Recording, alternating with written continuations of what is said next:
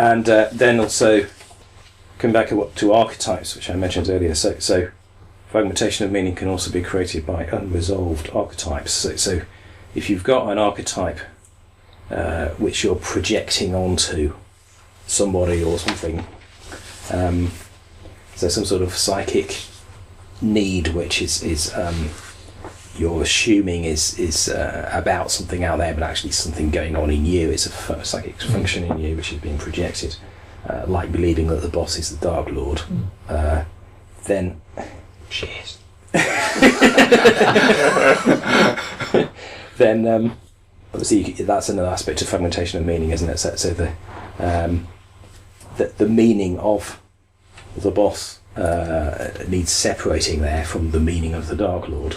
The meaning of the Dark Lord is an archetype, which relates very much to our sort of organic experience of threats and so on.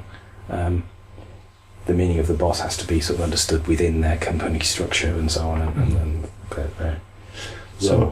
So a resolved archetype is maintaining that separation. Yes, so that's where clarification and some sort of analysis and awareness of differences is actually quite useful in spotting projected archetypes. So it's almost like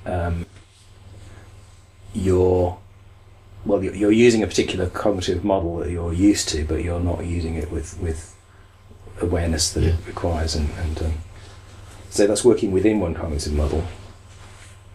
But there it helps, I think, to have another cognitive model, which is actually where you think about archetypes as archetypes. Then that can help you to appreciate archetypes as such.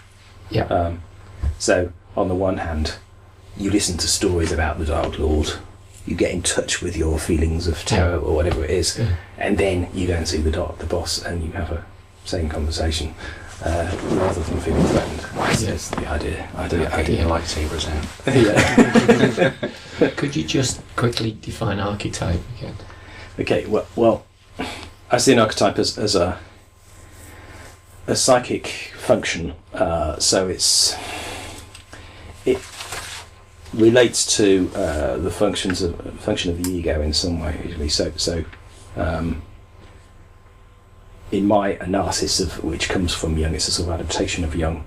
There are 4 basic types of archetypes. So there's the hero archetype, which is associated with the ego. So it's an idealization of the ego, really. So the idea that we can do anything if we only try hard enough, and so that represents that sort of the ego's sort of absolutization of its own role.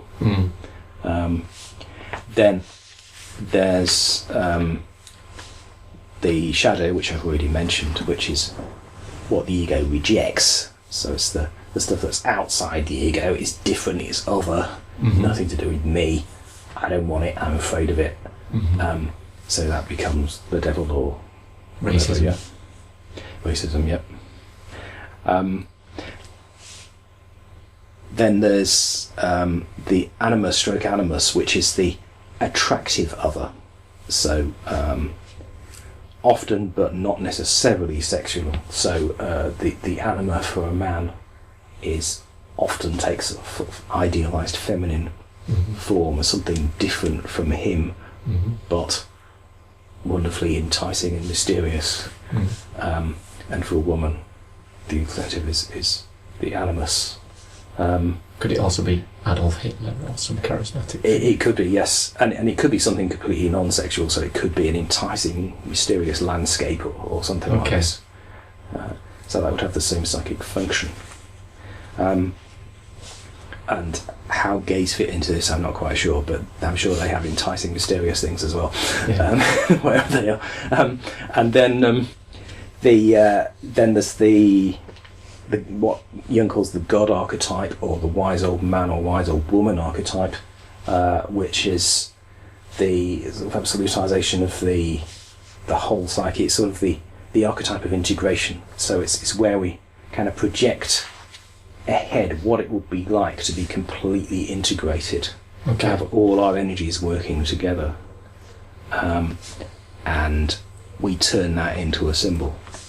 Right. So God is one version of that sort of meaning of God. Another might be, you know, Gandalf from Lord of the Rings, or a Goru figure. Yeah. Buddha. Yoda. Buddha, yeah. Yeah. Or Yoda, yes.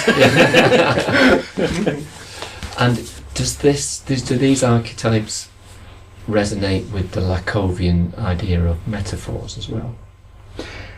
Well, I think they are metaphors in the sense that, broadly speaking, you can fit it into that structure, yes. But I think there are slightly distinguishable issues because archetypes tend to be projected in this way. So the particular ways of dealing with them, I think, which do require a bit more clarification, as well as just indulging in metaphorical exploration, if you like. Okay. So there's the analysis, you know, psychoanalysis is as part of what that involves, I think, in a way, is distinguishing archetypes from distinguishing projections from what we take to be realities. Yeah. But there's also some more poetic side, which is just involved in appreciating the archetypes as such. Mm-hmm. Okay. Okay, so